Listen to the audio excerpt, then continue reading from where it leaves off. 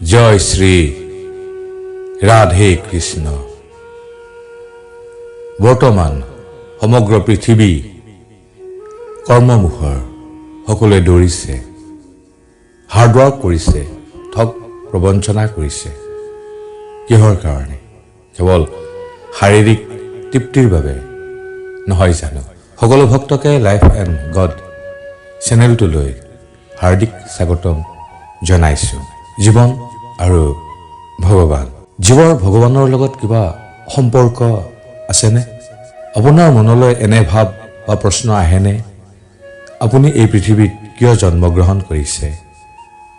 এই যে আপোনাৰ শৰীৰ, যাৰ বাবে আপুনি কৰ্ম কৰি আছে, ইমান কষ্ট কৰি আছে, ইয়াৰ স্থায়িত্ব কিমান? এই শৰীৰটো আহিল ক'ৰ পৰা?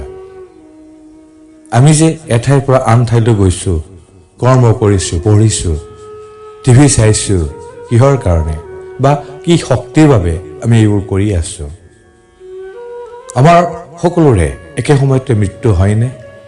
কাৰোবাৰ মৃত্যু হয় 50 বছৰ বয়সত, কাৰোবাৰ 70 বছৰ বয়সত, কিছুমান আকৌ 100 বছৰৰ ওপৰতো জীয়াই থাকে।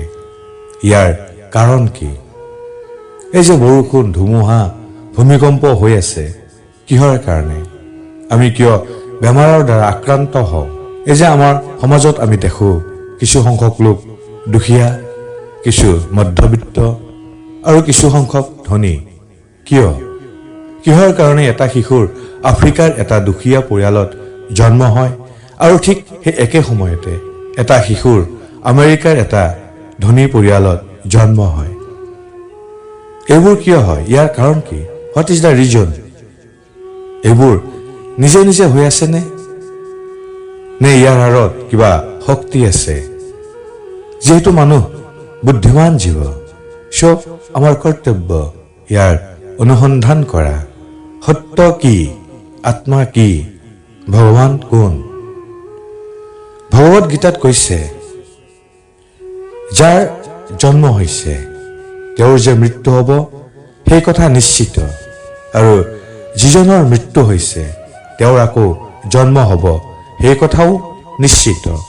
গতিকে অপৰিহাৰ্য কৰ্তব্য সম্পাদন কৰাৰ সময়ত তুমি শোক প্ৰকাশ কৰা উচিত নহয়। জয় প্ৰভু জগন্নাথ। হৰে কৃষ্ণ, হৰে কৃষ্ণ, হৰে কৃষ্ণ।